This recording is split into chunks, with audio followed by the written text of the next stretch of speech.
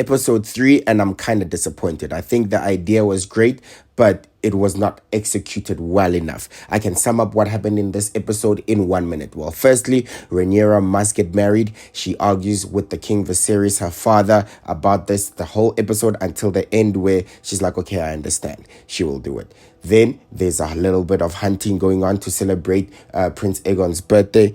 And that's the problem, right? It's the time jump. The time jumps are not helping the series at all. In the previous episode, we had a 6-month time jump. I didn't think that was too bad. I don't think it hindered the series in any way. But this one is a bit of a problem because now we are 3 years after the previous episode. All of a sudden, Queen Alicent has already given birth and Aegon is already 2 years old and she is pregnant again. So I just don't think that helps for the flow of the series. And the other part of the episode is relating to the war in the Stepstones and with the crab feeder. We've been alluding to this war for the past 2 episodes now. They've built it up, and in one episode where we get a full view of what's going on, it ends and the crab feeder is killed in just one episode. And I just think that is, I don't know, it's a problem for me. I think it's too forced. I think it's too rushed. And I don't think it was executed well because not a lot of things of how he was killed make sense, in my opinion. Based on what they've been telling us, this guy is dangerous. This guy is smart. The crab feeder, Prince Rhaenyra, he is smart. And he's been winning the war in the Stepstones for 3 years now. They literally say, by all accounts, Daemon and Corlys Velaryon are losing the war pretty badly. And they fear that some of the noblemen, the king, the princes, could be killed in this battle, right? So what we do understand is that definitely they're struggling and the triarchy are winning. But then Daemon comes in with his dragon and it slightly tips the scale momentarily. Yes, he burns a lot of the triarchy's army, but then Prince Rhaenyra retreats into the cave and comes up with a plan to deal with the dragons. The dragons cannot touch them while they're in the cave. And that's how they've been basically using like guerrilla tactics to get at them. And they've been winning and they have no reason to come out of the caves. And the other men from the other side are starving. Their food is running out. Their ships are getting burned. It's a problem that they even asked for help from the king, right? Based on what I understand, Daemon is also part of the reason that they're losing this battle because of his hasty decisions. And we know that's in his character. It's in his nature to be chaotic, to be rash, to think that, he can just do stuff. But they've definitely been outmaneuvered in this battle. So they are struggling to come up with a reason. The king finally sends a response saying he will aid them. He'll send men and ships. To me, it looks like they don't think that those will be enough and Daemon doesn't care and he'd rather die than get help from his brother. We know that they haven't been speaking for the past years as well. So this guy all of a sudden gets possessed with main character syndrome and thinks he's untouchable. The plan is to bait the crab feeder and his army out of the caves. So he has this basically fake waving the white flag. He's waving the white flag, puts his sword down. He acts like, they're surrendering. The crab feeder sends out his men to go deal with him. Then all of a sudden he attacks the men. And this is one man going straight into the lion's den. He hardly really, for me, gets touched. He hardly gets injured. He's missed by most of the arrows, maybe gets hit by 1 or 2 that obviously do not necessarily make a dent because of his armor. And none of the men on the ground actually get a real hold of him. Somehow, the crab feeder, who has been playing it smart this whole time, sends out all of his army at the same time, doesn't think that this could be a possible trap. And basically, then the dragon comes out and burns most of his army. And there's foot soldiers, now the Velaryons and the army of Daemon, the rest of the army join in the war, and now it becomes a good battle.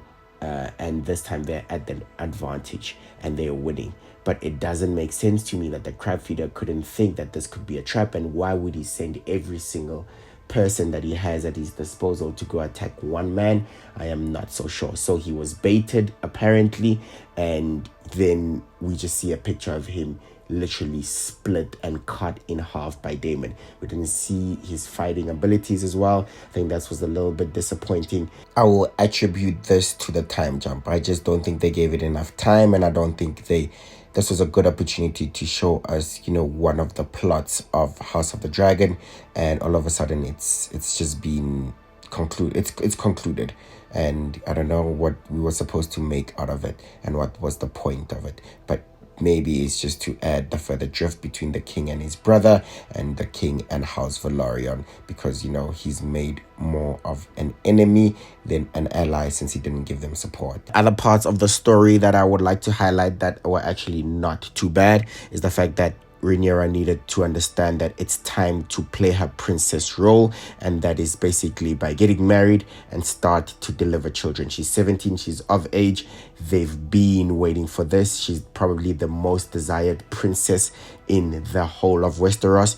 People have been lining up for her and she hasn't entertained it, and Viserys is tired of basically pushing it aside, and he's forcing her to start acting like a royal woman. They get to an agreement where she will choose her husband, and it won't necessarily be one just out of pure arranged marriage, but it can be one that at least she chooses. We now also know that there's a drift between the two best friends, obviously Rhaenyra as princess and heir, and now the Queen Alicent, her best friend, is basically above her as the king's wife, and it seems that they haven't been really talking for years. It hasn't been the same type of relationship that they've had. That's because Rhaenyra is angry and feels betrayed by Alicent since she was seeing the king in secret, and obviously the king decided to take her as a wife. So there is definitely some animosity there, and you can see she'll just do basically as she's told by the queen, but not really because she wants to. The birth of Prince Aegon is important because he becomes the king's firstborn son, and people are expecting Aegon now to become heir to the throne one day, simply because he's a male. And we know that at one point in time, Rhaenyra was actually expecting that with her brother to be born because she'd want her freedom. She's not a ladylike, and she doesn't think she's necessarily built for court. She wants to also have her freedoms, like going to battle, even as a woman, ride a dragon, do all those other activities.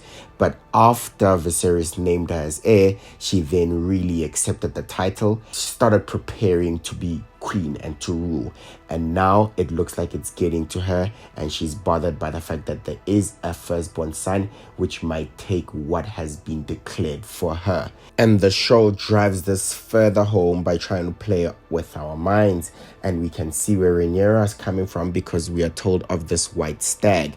There's this white stag that is basically the king of the Kingswood, and it's a huge sign of royalty, destiny, and fate because it's so rare. And since it's appeared on Aegon's birthday, everyone is thinking it's a sign from the gods themselves that Aegon, the king's firstborn son, is literally destined to be crowned king. However, they do try to go catch it, but King Viserys doesn't actually get it. They get a large stag, but it's not the white one. So House of the Dragon plays with us in saying that Rhaenyra might be the rightful heir in this case because the stag appeared where she was, and she's the only one that saw it with Christian Cole, her guard. Still an interesting episode. I still enjoy House of the Dragon, of course.